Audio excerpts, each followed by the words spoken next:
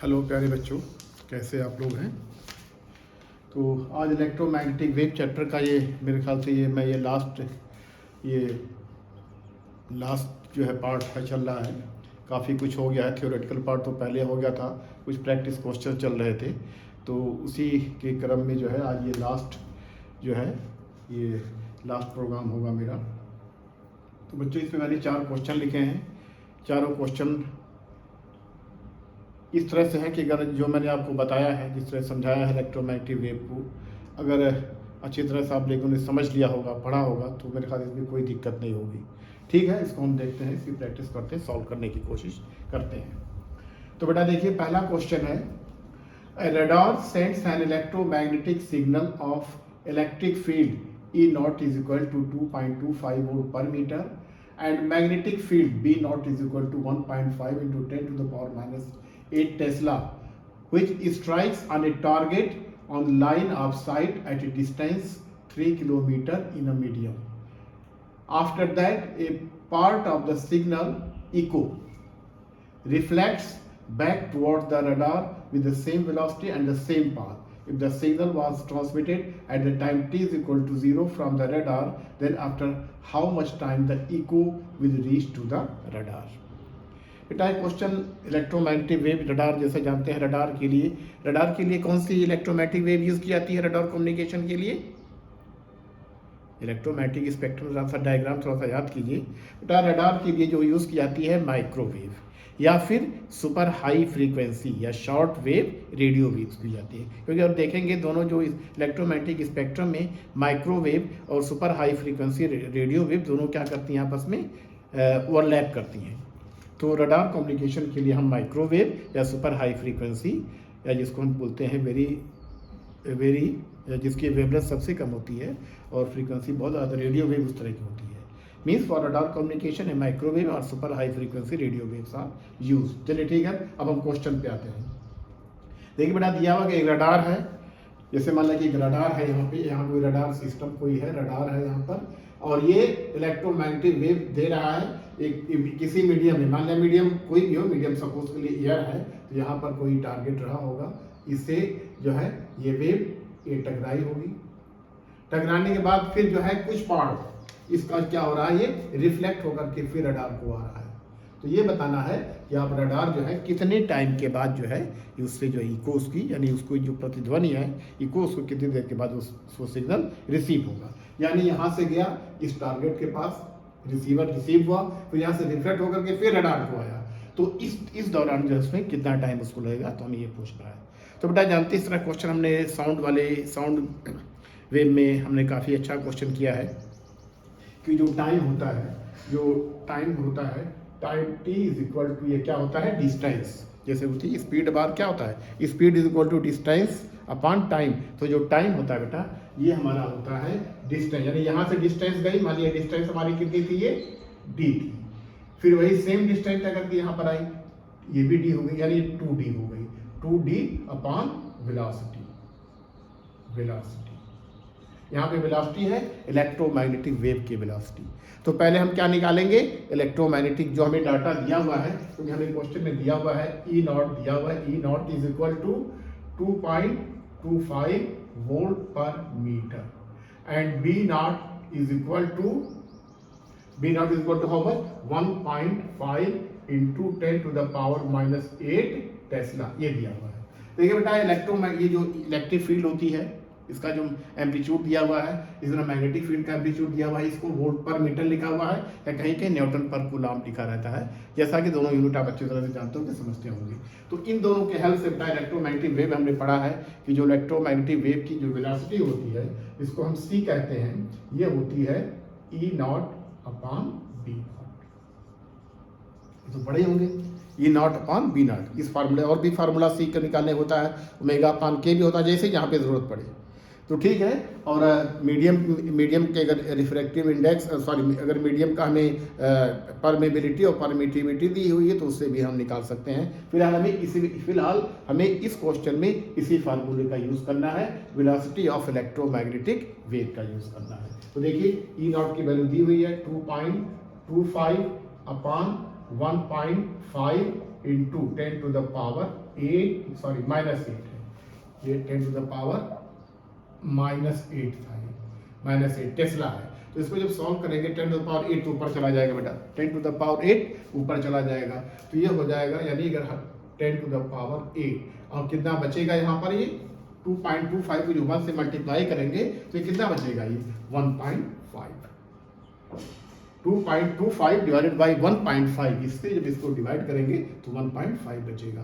तो जो सी आई है यानी speed of electromagnetic wave is equal to 1.5 into 10 to the power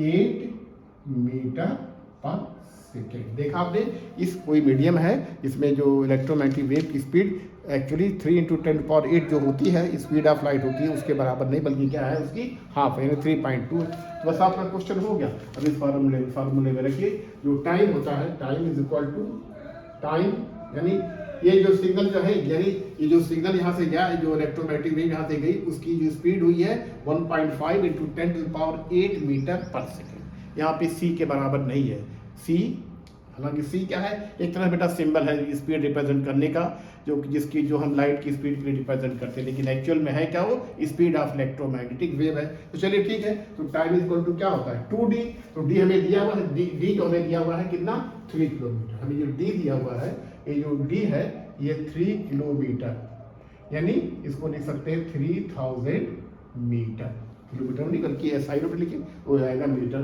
तो यहाँ पर देखिए टाइम हमारा 2d है, तो 2 इंटू 3000 मीटर अपॉन c, वेलोसिटी कितनी आई है 1.5 into 10 to the power minus, sorry 10 to the power not minus, it is plus 8 ये आएगा।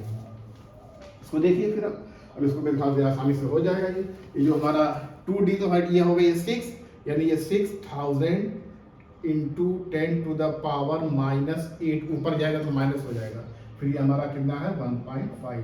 तो ये हमारा जो हो गया 6000 को जो 1.5 से डिवाइड करेंगे तो कितना आएगा, ये 4000 into 10 to the power -8 time है तो सेकेंड में आएगा।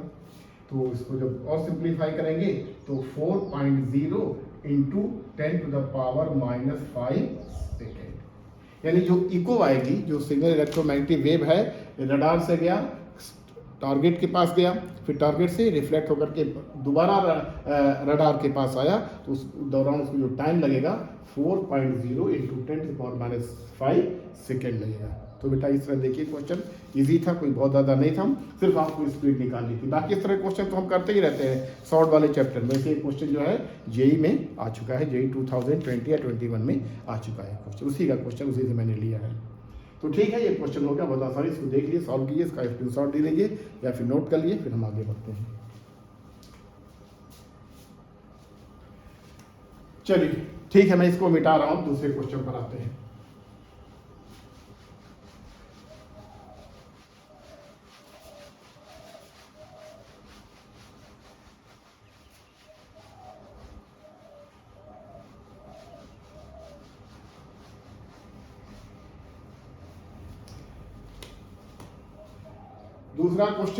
दूसरा क्वेश्चन है बेटा, ये जो है इलेक्ट्रोमैग्नेटिक वेव की जो डायरेक्शन ऑफ प्रोपेगेशन होता है, जानते हैं कि ये ट्रांसवर्स वेव होती है, ये पोलराइज्ड होती है, तीनों जो है, यानी डायरेक्शन ऑफ प्रोपेगेशन जो होता है या direction of flow of energy होती है E क्रॉस B के परपेंडिकुलर होती है, यानी सॉरी E क्रॉस B के पैरेलल होती है। जैसे इसमें दूसरा क्वेश्चन दिया हुआ है, for a plane electromagnetic wave propagating in the Z direction, Z जैसा कि इलेक्ट्रोमैग्नेटिक वेव होती है, ये देखिए, ये हमारा है,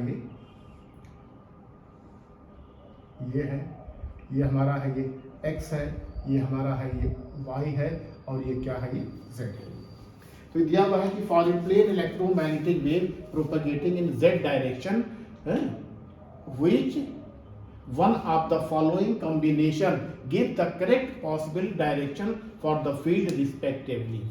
देखिए बेटा, हमें दिया है कि इलेक्ट्रोमैग्नेटिक वेव हमारी जो है Z डायरेक्शन में चल रही है, Z डायरेक्शन में, और ये भी जानते हैं उसके अक्रॉस जो यूनिट वेक्टर होता है, ये जानते हैं X के अक्रॉस में I होता है, यूनिट वेक्टर, और इसके अक्रॉस जो होता है ये जे होता है, इसके अक्रॉस क्या होता है, ये के होता है, यूनिट वेक्टर। यहाँ पर आई जे के आर द यूनिट वेक्टर्स हैं along x, y and z axis respectively. तो ठीक बेटा, यही हमको दिया है कि इलेक्ट्रोमैग्नेटिक वेव यानी direction of propagation of electromagnetic wave, जो दिया हुआ इसमें डायरेक्शन, ये क्वेश्चन नंबर 2 है, क्वेश्चन नंबर 2 का सॉल्यूशन है, direction of propagation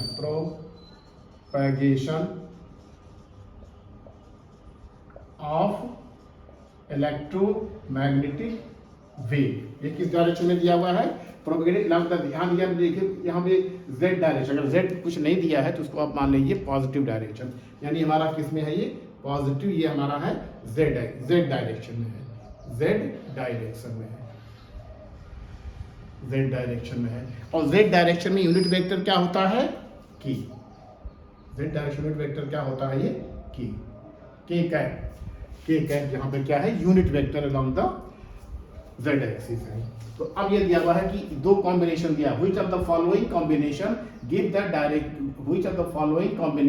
the correct possible direction of the electric field, sorry field, electric field नहीं बल्कि क्या, electric field and magnetic field, which of the following combination give the correct possible direction of fields यानी दो field जो है, electric field और magnetic field किस direction में होंगे, हमको ये बताना है। तो इसके लिए बेटा देखिए क्या करना है, हम जानते हैं कि ये z एक्सिस है, तो इलेक्ट्रिक फील्ड या तो y में होगी या z में होगी, इसी तरह से मैग्नेटिक फील्ड या x में होगी या y में होगी, यही धूप बचता ही है।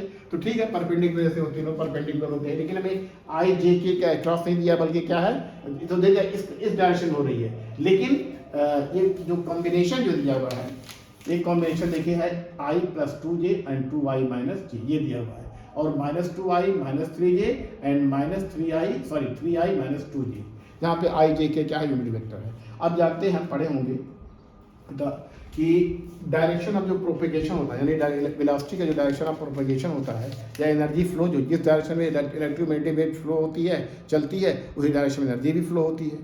तो हमें दिया है कि direction of propagation of wave यानी एनर्जी फ्लो जो होता है, एनर्जी फ्लो यानी वो जो होता है एनर्जी फ्लो, जैसा एनर्जी फ्लो को टर्म करेंगे तो हम पॉइंटिंग वेक्टर्स भी सॉल्व कर सकते हैं, या फिर एक और होता है कि जो वेलोसिटी ऑफ प्रोपेगेशन होती है, जो वेलोसिटी ऑफ प्रोपेगेशन होती है वो क्या होती है, वो क्या होती है, इस दोनों की परपेंडिकुलर होती है। तो यानी कह सकते हैं जो हमारी c जो है is equal to E cross B होती है। यहाँ पे c क्या है, वेलोसिटी है, डायरेक्शन ऑफ प्रोपेगेशन है, क्या है, डायरेक्शन ऑफ प्रोपेगेशन है। यही फार्मूला बेटा, इसको याद रखिएगा, डायरेक्शन ऑफ प्रोपेगेशन बेटा, यही फार्मूला हमेशा याद है। इस पे बहुत से क्वेश्चन आते हैं, नीट में भी आते हैं, बोर्ड में भी आते हैं, जेईई में भी आते हैं। यहाँ पर E क्या है, इलेक्ट्रिक फील्ड, और B क्या है, मैग्नेटिक फील्ड, और C क्या है, वेलोसिटी है या एनर्जी फ्लो। जैसे उसमें कर देते हैं, पॉइंटिंग वेक्टर में कर देते हैं, S is equal to E cross B upon μ0। ये एनर्जी फ्लो था, एक्चुअली एनर्जी फ्लो नहीं बल्कि क्या है, ये इंटेंसिटी का एक तरह से ये वेक्टर फॉर्म था। तो आपको देखिए बेटा, जब C है E क्रॉस B, यानी E क्रॉस B जो है एक दूसरे के क्या होंगे, E और B एक दूसरे के क्या होंगे, परपेंडिकुलर होंगे, यानी E is perpendicular to B, E is perpendicular to B होता है, और तीनों आपस में परपेंडिकुलर होते हैं। लेकिन ये फार्मूला इसको याद रखिएगा, इससे बहुत से क्वेश्चन आते हैं, लेकिन इसके लिए थोड़ा आपको वेक्टर का जो मल्टीप्लिकेशन होता है उसको थोड़ा देखना पड़ेगा। चलिए ठीक है, तो उसको हम देखते हैं इसमें कौन सा ऑप्शन हमारे पास सही रहेगा। डायरेक्शन ऑफ प्रोपेगेशन दिया हुआ है, जिसके लिए दो है, E और B, यानी जो वेक्टर E होगा और वेक्टर V होगा, ये दोनों अगर एक दूसरे के परपेंडिकुलर हैं, एक दूसरे के अगर परपेंडिकुलर हैं, तो आप जानते हैं दो वेक्टर जब परपेंडिकुलर होते हैं तो उनका जो डॉट प्रोडक्ट कितना होता है।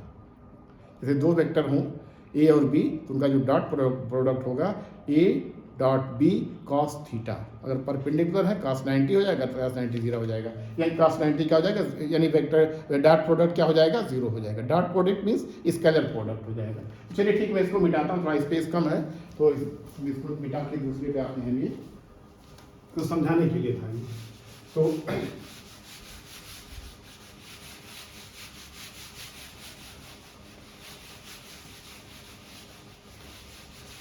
ई और बी एक दूसरे के परपेंडिकुलर है। जब परपेंडिकुलर हैं तो दोनों का जो डॉट प्रोडक्ट होगा वो क्या होगा, 0 होगा। यानी अगर परपेंडिकुलर है, if E is perpendicular to B then A dot B should be equal to 0। ये पहली कंडीशन है। ये क्या है, पहली कंडीशन है। और दूसरी कंडीशन क्या होगी, जो डायरेक्शन ऑफ प्रोपगेशन होगी, यानी जो सी होगी, डायरेक्शन ऑफ प्रोपगेशन जो सी होगी वो क्या होगी, ये ई क्रॉस बी से निकाला जाएगा। ये फर्स्ट कंडीशन है, ये फर्स्ट कंडीशन है, और ये क्या है, ये सेकेंड कंडीशन से। अगर दोनों कंडीशन फुलफिल होती हैं तो वही हमारा क्या होगा, ये करेक्ट आंसर होगा। जिसमें हमको इंडिविजुअली चेक करना पड़ेगा, थोड़ा इसमें टाइम लगेगा। इसमें हमको इंडिविजुअली चेक करना पड़ेगा, थोड़ा इसमें टाइम लगेगा, लेकिन ज़्यादा से ज़्यादा 1 मिनट ज़्यादा टाइम मत लगाइए। ठीक है, हम इसको देखते हैं। पहले काउंट क्या 0 हो रहा है, क्या पहला ऑप्शन है, पहला ऑप्शन क्या है, फर्स्ट ऑप्शन जो है, यानी जो ए है, जो फर्स्ट ऑप्शन है, ये क्या है, i प्लस 2j, ये है वेक्टर। मान सपोज कर लिए ई है, मान लीजिए क्या है, ये ई है, सपोज कर लिए क्या है, ये ई है ये। और जो बी हमारा है, ये क्या है, ये 2i माइनस जे, 2i माइनस जे, ये हमारा क्या है, ये बी है, ये हमारा बी है। तो क्या इनका देखिए थोड़ा डॉट प्रोडक्ट 0 हो रहा है। डॉट प्रोडक्ट बेटा याद कीजिए, फार्मूला जो वेक्टर जब पढ़े होंगे 11th क्लास में, उसमें बताया हुआ, सिर्फ दोनों के मैग्नीट्यूड को मल्टीप्लाई करते हैं, दोनों को मैग्नीट्यूड को मल्टीप्लाई करते हैं। यहाँ पर आई है, इसका यानी इसका मैग्नीट्यूड 1 है, तो 1 इंटू 2 हो जाएगा, तो ये हो जाएगा 2 हो जाएगा। और ये 2 है, ये 2 है, और ये क्या है, ये 2 इंटू, ये देखिए i इंटू 2, तो ये 2 हो गया, और ये 2 माइनस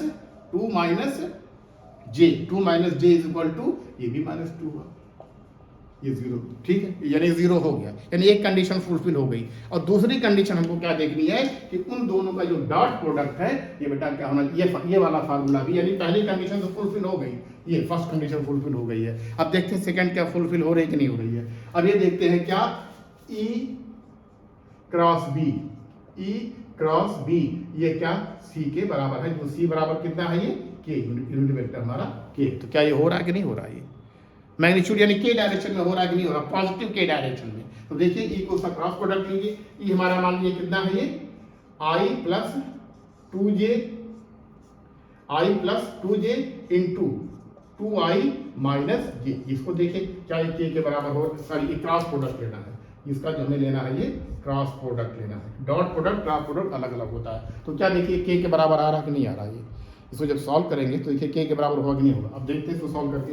अब वेक्टर जो हमें वेक्टर प्रोडक्ट का जो फार्मूला होता है क्रॉस प्रोडक्ट का, वो होता है बेटा देखिए i j k, unit vector, यहाँ पे सब जगह यूनिट वेक्टर लिखिए, यूनिट वेक्टर मीन्स उस पर कैप लगाइए, कहीं कहीं इसको भी लगा देते हैं। अब देखिए यहाँ पर, अब देखिए इसका जो मैग्नीट्यूड है कितना है, 1, और ये 2 है, 1 है 2 है, के कुछ कंपोनेंट है ही नहीं, इसलिए 0 लिखिए। इस तरह से इसको लिखिए, ये लिखिए 2, इसको लिखिए -1, इसको लिखिए 0। अब देखिए क्या ये के बराबर आ रहा कि नहीं आ रहा है, यानी कोई ऐसा कंपोनेंट है, कोई ऐसी वैल्यू आई इसमें के आ रहा कि नहीं आ रहा। तो देखिए इसको सॉल्व करके, तो जानते हैं इसको सॉल्व करते हैं तो i इज इक्वल टू, जब ऐसे करेंगे तो ये देखिए ये 0 - 0, ये हो जाएगा 0। और इस तरह से -j लिखा जाता है। फिर इसको देखिए, इसको इससे करेंगे, ये भी 0 आ जाएगा ये। फिर देखिए हम क्या देखते हैं, ये के देखते हैं, ये के जो देखते हैं प्लस के जो देखते हैं, ये कितना आ रहा है, ये कितना आ रहा है, ये हो रहा है ये -2 और ये -4, क्योंकि सॉरी -1 और ये -1 इंटू 1, ये हो गया -1 हो जाएगा, ये -1 हो जाएगा, और ये 2 इंटू 2 -4 हो जाएगा। तो ये आ जाएगा ये -5, सॉरी ये आएगा -5 के, ये -5 के आ रहा है। तो इट मीन्स वेव किस में ट्रेवल कर रही है, माइनस के डायरेक्शन में। लेकिन जो हमें दिया हुआ है क्वेश्चन की, इस हिसाब से क्या है, माइनस के आ रहा है, इस यानी जब इसको मल्टीप्लाई करें -5 के आ रहा है। लेकिन वेव ट्रेवल कर रही है पॉजिटिव z डायरेक्शन में। क्या दी है इसमें, पॉजिटिव z डायरेक्शन में, नेगेटिव हो गया तो ये भी ये नहीं है, यानी कंडीशन फुलफिल नहीं हो रही है। अब देखिए दूसरे पर आ जाते हैं, दूसरे पे आ जाते हैं, दूसरे पर आते हैं।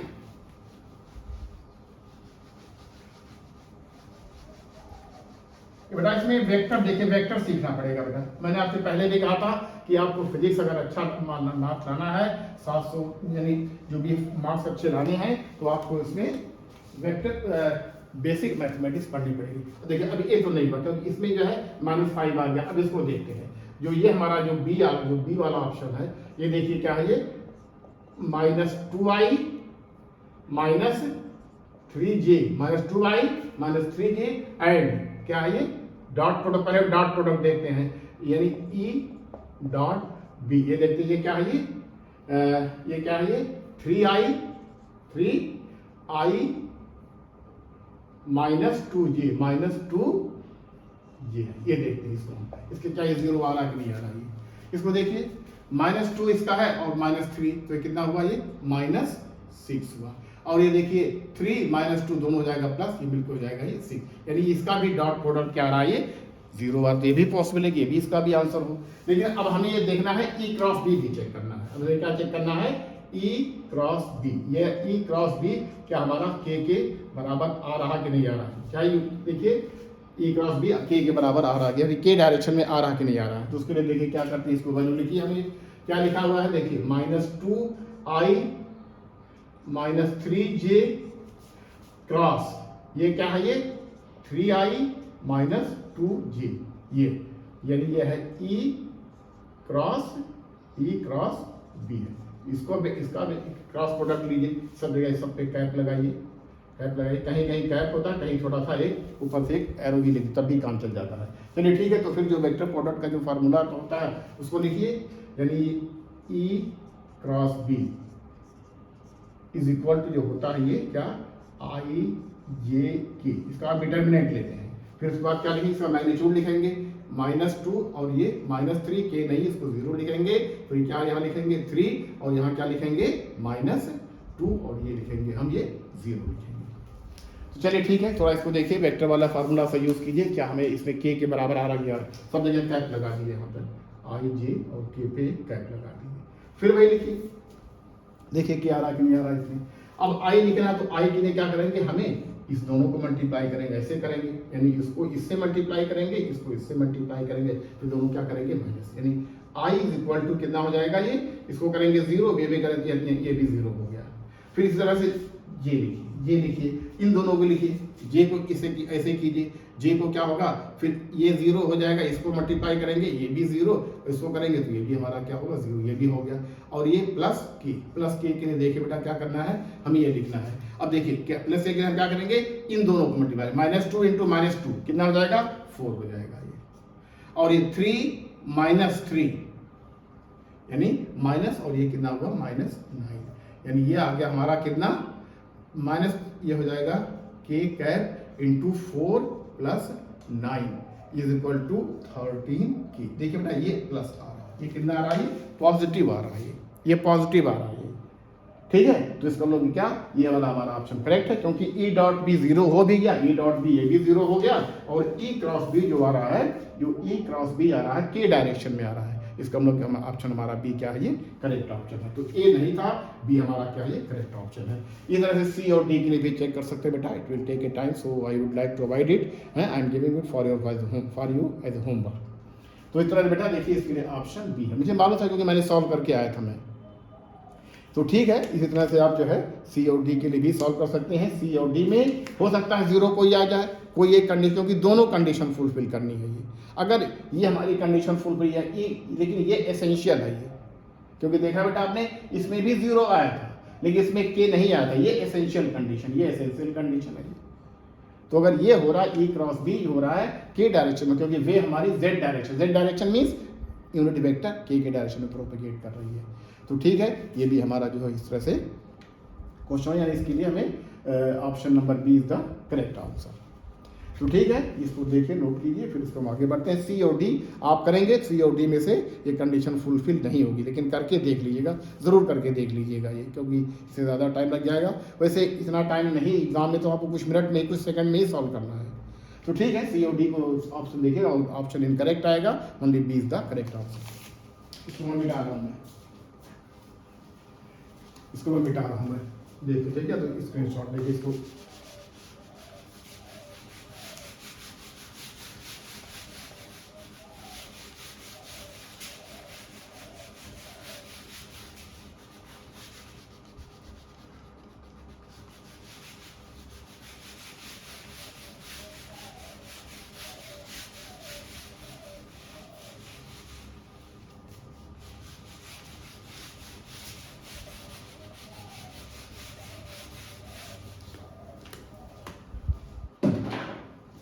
देखिए बेटा, इसके लिए देखा आपने इलेक्ट्रोमैग्नेटिक वेव में जो वेक्टर के बारे में आपको अच्छा खासा नॉलेज होना चाहिए, वेक्टर के बारे में भी, और ट्रिग्नोमेट्री का भी कहीं कहीं यूज़ पड़ा था। देखा था एक दो प्रॉब्लम ऐसी आई थी जहाँ पे ट्रिग्नोमेट्रिक आइडेंटिटी का यूज़ करना पड़ा था या फिर कैलकुलस का यूज़ करना पड़ा था।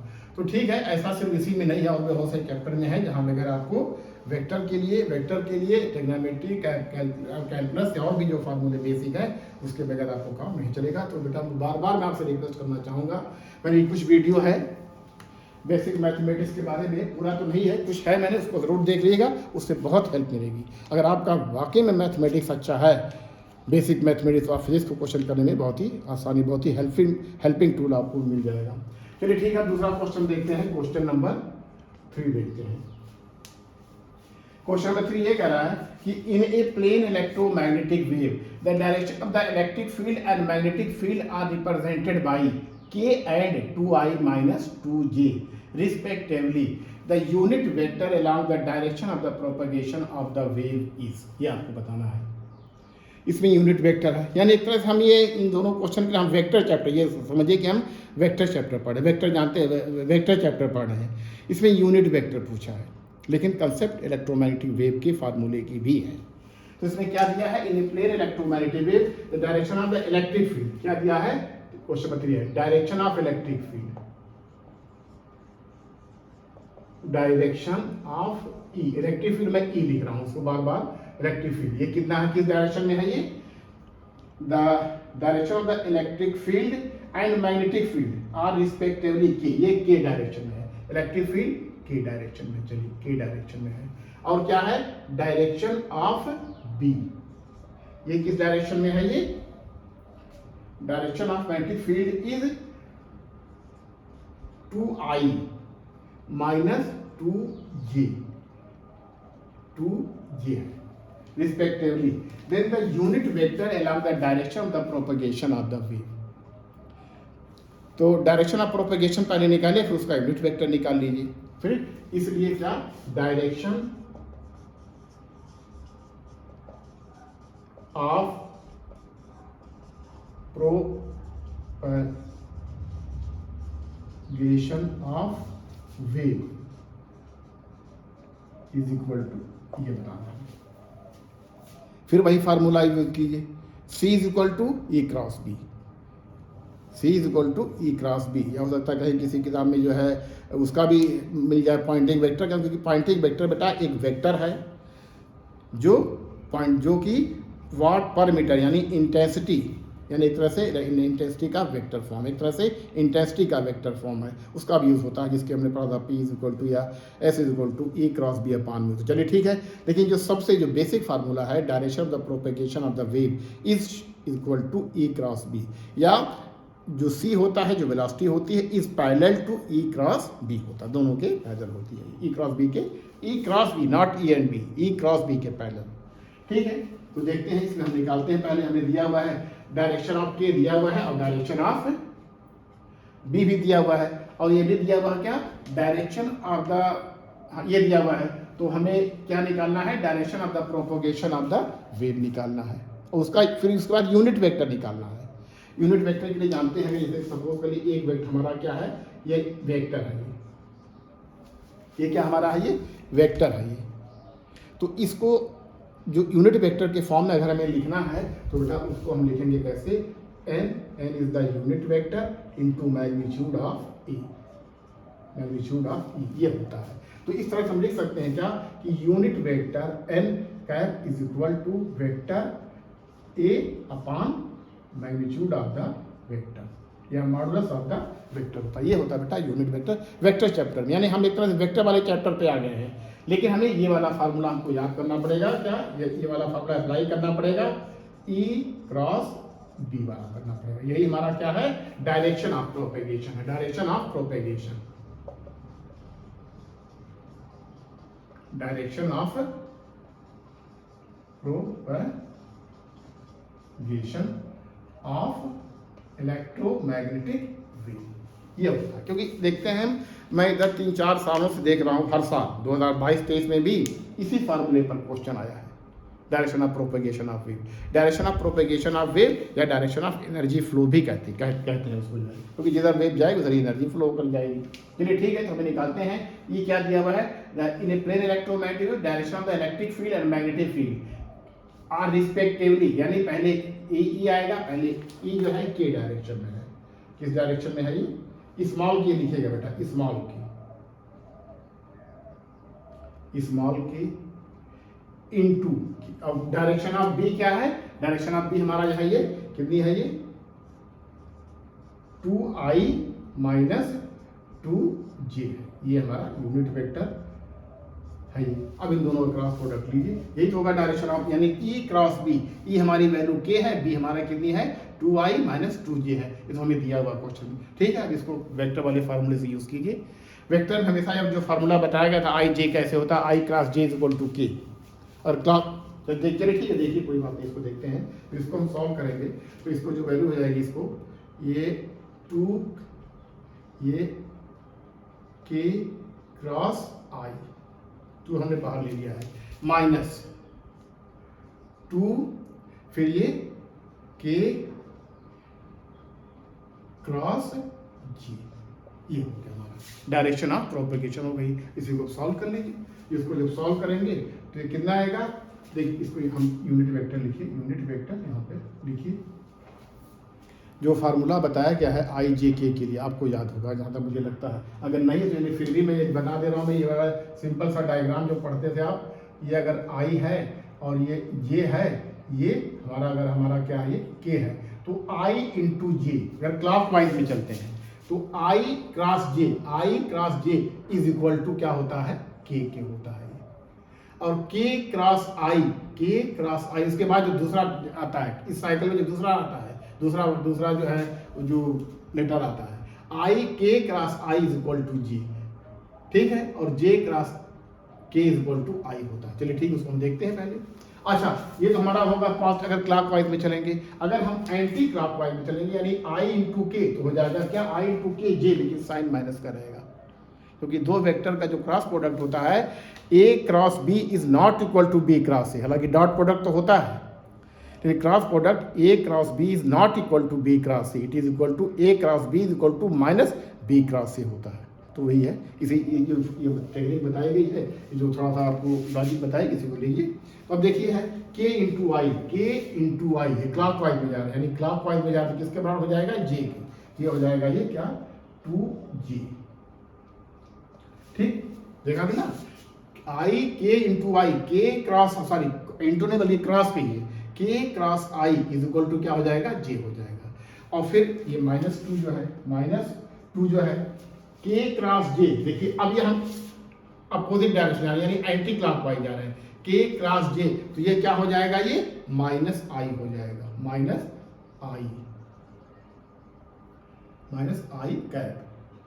आई कैप हो जाएगा। तो इसको जब इसके ब्रैकेट के पहले आई, तो आई माइनस इंटू माइनस हो जाएगा कितना, प्लस हो जाएगा, यानी यह हो जाएगा 2i प्लस 2j, ये हो गया कैप। लेकिन ये बता है, ये है हमारा क्या, वेक्टर सी है, हमारा क्या है, ये वेक्टर सी है, vector C is equal to 2i plus 2j, ये सॉरी, लेकिन हमको जो बताना है, unit vector along the direction of propagation. तो यूनिट वेक्टर के जो फार्मूला बताया गया है, ये वाला फार्मूला, इसको देखिए, यानी कि यूनिट वेक्टर जो हमारा होगा, यानी जो यूनिट वेक्टर हमारी जो होगी, यानी unit vector N is equal to, ये है vector C upon magnitude of the vector C जहाँ पर क्या है, डायरेक्शन ऑफ प्रोपेगेशन है। देखिए सी जो है इसको ऊपर ऐसे लिखिए, ऐसे जब लिखेंगे तो ये हो जाएगा कितना, 2i प्लस 2j, कैप लगा दीजिए। जो एम्पलीट्यूड होता है, दोनों का जो मैग्नीट्यूड होता है उसको स्क्वायर करके लिखते हैं, यानी ये हो गया कितना, 2 square plus 2 square is equal to, जैसे 2 बाहर इसे ले लेंगे, जब 2 इससे बाहर ले लेंगे तो ये हो जाएगा i plus j, I plus J upon 2 का स्क्वायर 4, 2 का स्क्वायर 4 यानी 8 हो गया। कितना हुआ? 8 हो गया। तो 8 के लिए जो लिखेंगे बेटा, इसको हम जो वेक्टर जो है ये आया है हमारा, ये 8 जो आया है, तो इसके लिए 8 को क्या होगा, 4 इंटू 2, 4 का तो स्क्वायर रूट निकल जाएगा, 2 1 ब्रैकेट के अंदर ही रह जाए, 2 जो थर्ड है जो ये रूट है उसके अंदर ही रह जाएगा। तो इसको हम कह सकते हैं कितना, 2 आई प्लस जे अपान 2 रूट 2। तो ये 2 2 कट गया, तो हमारा क्या आया, 1 by root 2 into I plus J. ये आया, यही है हमारा यूनिट वेक्टर, हमारा जो है यूनिट वेक्टर हमारा आया है, यूनिट वेक्टर आ गया है। तो ये देखिए कौन सा ऑप्शन है, the unit vector along the direction of propagation of wave is, पहला तो नहीं होगा, दूसरा जे प्लस के नहीं है, बल्कि क्या है, आई प्लस जे है, तो ठीक है, ये भी नहीं होगा। और सी ऑप्शन जो है ये हमारा होगा ऑप्शन, यानी I plus J is equal to हो जाएगा, ये ठीक है, ये तो होगा नहीं, ये भी नहीं होगा, यानी ऑप्शन इसके लिए क्या है, ये सी ऑप्शन है बेटा, ये आई प्लस जे रूट 2 हो जाएगा। ये हमारा यूनिट वेक्टर हमारा जो है ये यूनिट वेक्टर है। ये क्या हमारा है, direction of propagation of the wave नहीं, बल्कि क्या है, उसके डायरेक्शन जो यूनिट वेक्टर है उसकी वैल्यू हमें बताई गई है। तो option number C is the correct answer. ठीक है, इसको देखिए, इसको फिर मैं इसको नोट कर लिया, फिर इसको मिटाता हूँ मैं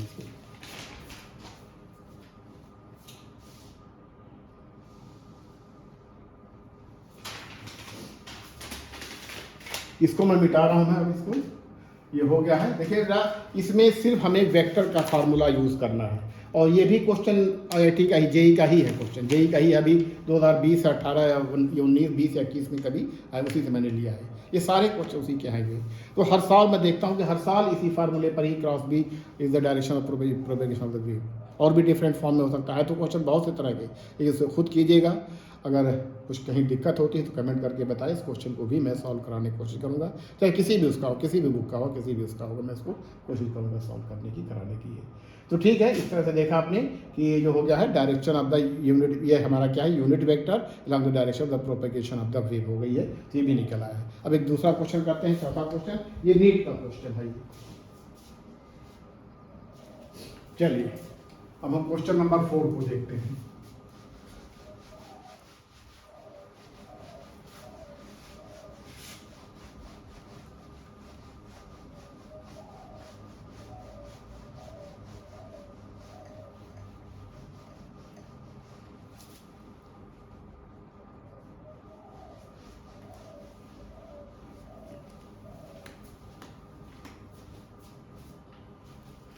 ये क्वेश्चन नंबर 4 जो है ये बेटा डिस्प्लेसमेंट करंट पर है। जानते हैं डिस्प्लेसमेंट करंट जो होती है, ये मैक्सवेल ने करंट को डिस्कवर किया था। मैक्सवेल की ने इस डिस्प्लेसमेंट करंट का कंसेप्ट दिया था, और जब ये हम एम्पियर सर्किटल लॉ को अपने इक्वेशन में शामिल कर रहे थे, मैक्सवेल इक्वेशन में, तो आप उनको कुछ इनकन्सिस्टेंसी दिखाई दी थी। उसी इनकन्सिस्टेंसी को दूर करने के उन्होंने डिस्प्लेसमेंट करंट का जो है उन्होंने डिस्कवरी किया, और यही शुरुआत हो जाती है इलेक्ट्रोमैग्नेटिक वेव की। जो था इलेक्ट्रोमैग्नेटिक वेव की जो शुरुआत भी यहीं से होती है। चलिए ठीक है, हम इसको देखते हैं। ये दिया है, ये पैरेलल प्लेट कैपेसिटर, ये parallel plate capacitor of capacitance 20 microfarad is being charged bye A voltage source whose potential difference is changing at the rate of 3 volt पर सेकेंड। एक बार एक, यानी ये क्वेश्चन नंबर 4 है, नीट का क्वेश्चन है, NEET में आ चुका है क्वेश्चन। ये एक कैपेसिटर है, ये जो है चार्ज किया जा रहा है एक बैटरी द्वारा, ये बैटरी द्वारा किया जा रहा है चार्ज। तो ऐसे करंट फ्लो करके जा रही, तो ये चार्ज होता है, यानी इस पे पॉजिटिव चार्ज आएगा, इस पे निगेटिव चार्ज आएगा। ठीक है, ये सी है, सी की जो वैल्यू दी हुई है, ये कितना दी हुई है, 20 माइक्रोफैरेड, 20 माइक्रोफैरेड, या इसको लिख सकते हैं 20 × 10⁻⁻6 फैरेड लिख सकते हैं। वैसे इस तरह का क्वेश्चन मैंने आपको अलजेब्रा में भी, उसमें सॉरी एसी करंट में भी बताया था। एसी करंट में उसमें डिस्प्लेसमेंट करने बल्कि करंट पता करनी थी, उसमें एक बेसिक फार्मूला मैंने एक चार्ट के फॉर्म में दे दिया था कि वो फार्मूला क्या होता है। तो इसमें अब ये जो है, ये दिया, इससे कोई हमारी बैटरी है, इस चार्ज लगी हुई है, तो ये जो इस पर पोटेंशियल जो चेंज हो रहा है यहाँ पे, यानी जो पोटेंशियल है, रेट ऑफ चेंज ऑफ जो पोटेंशियल है उसकी वैल्यू दिया हुआ है, यानी ये दिया हुआ है dV/dt, ये दिया हुआ कितना 3 वोल्ट पर सेकेंड, 3 वोल्ट पर सेकेंड दिया हुआ है। तो आपने मैक्सवेल ने बताया था, पढ़ा होगा किताबों में, कि जो डिस्प्लेसमेंट करंट जो होती है कैपेसिटर का जो डाइलेक्ट्रिक होता है, चाहे एयर ही क्यों ना हो, उसमें फ्लो होती है, और जो कंडक्शन करंट होती है यानी जो कन्वेंशनल करंट होती है वो वायर में फ्लो होती है। वही दिया हुआ है कि the conduction current through the connecting wire, ये जो हमारी क्या है, ये जो हमारी है कंडक्शन करंट, यानी ये दी हुई है हमारी कंडक्शन करंट, जो वायर दिया है उसमें फ्लो हो रही है, और इसके अक्रॉस जो फ्लो हो रही है ये फ्लो इसमें ID फ्लो हो रही है, ID डिस्प्लेसमेंट करंट फ्लो हो रही है। तो डिस्प्लेसमेंट करंट बताना है कि आपको डिस्प्लेसमेंट करंट कितनी होगी, तो जितने कंडक्शन करंट होती है उतनी ही डिस्प्लेसमेंट करंट होती है। बस ये फर्क ये है कि कंडक्शन करंट वायर में फ्लो होती है, जो तार होता है उससे फ्लो होती है, और डिस्प्लेसमेंट करंट क्या होती है, जो कैपेसिटर के बीच में जो प्लेट होता है, जो डाइलेक्ट्रिक उनके बीच उसमें फ्लो होती है। तो बहुत एक तरह से रिवोल्यूशनरी एक तरह से ये थ्योरी उन्होंने मैक्सवेल ने दिया था, एक तरह से क्रांतिकारी उन्होंने बातें कह दी कि इसके अक्रॉस जो होता है, तो इससे बहुत सारी कंटिन्यूटी की प्रॉब्लम सॉल्व हुई, और भी हुई, इलेक्ट्रोमैग्नेटिक वेव का नया कॉन्सेप्ट आया। आपने देखा होगा जो कंडक्शन करंट होती है, कंडक्शन करंट ड्यूरिंग द, आपने पढ़ा होगा थ्योरम जो थी, during the conduction, during the charging of a capacitor the current flowing in the wire is always equal to the displacement current between the dielectrics of the plates होता है, ये होता है। तो यानी IC जो होती है, IC होती है ID के बराबर होती है, और इसकी जो वैल्यू होती है बेटा ये C × dV/dt होती है, यानी voltage across the capacitor, current flowing in the capacitor के लिए हमें ये फार्मूला यूज होता है। C हमें दोनों वैल्यू दी, बस आपको दोनों वैल्यू लिखनी है। C की जो वैल्यू दी हुई है ये हमारी है 20 × 10⁻⁶ फैरेड, और जो ये दी हुई है कितनी है, ये 3 दी हुई है, 3 volt per metre per second दी है, जितना जाएगी ये 60 × 10⁻⁶ एम्पियर, या इसको लिख सकते हैं 60 माइक्रो एम्पियर।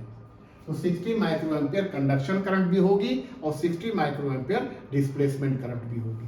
यानी जो दिया हुआ है, यानी जो IC है इंडक्शन करंट, ये भी हो जाएगी 60 माइक्रो एम्पियर, और डिस्प्लेसमेंट करंट जो हो जाएगी ये भी हो जाएगी 60 माइक्रो एम्पियर। बस फर्क ये है कि ये तार में फ्लो हो रही है IC, और ये दोनों के बीच में फ्लो हो रही है, यानी ये भी 60 माइक्रो एम्पियर, और ये भी कितना हो जाएगी 60 माइक्रो एम्पियर हो जाएगी, हो जाएगी। इसका जो ऑप्शन होगा, करेक्ट ऑप्शन होगा 0, 60 माइक्रो एम्पियर ये नहीं होगा, 60 माइक्रो एम्पियर ये सही होगा, 60 माइक्रो एम्पियर 0 ये भी नहीं, ये भी रॉन्ग है, क्योंकि 0 तो होएगा जब कंडक्शन करंट है तो कैपेसिटर में डिस्प्लेसमेंट करंट भी फ्लो होगी, और उतनी ही वैल्यू की होगी, और उसी डायरेक्शन में होगी।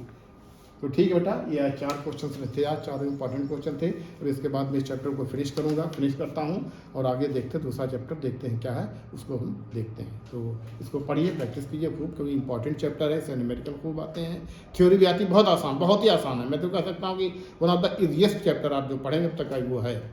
तो ठीक है, इसके लिए अच्छा स्कोरिंग भी होता है, इससे अच्छे नंबर भी मिल जाते हैं आपको। तो अच्छी तरह पढ़िए, प्रैक्टिस कीजिए। तो आज के लिए इतना रहने दीजिए।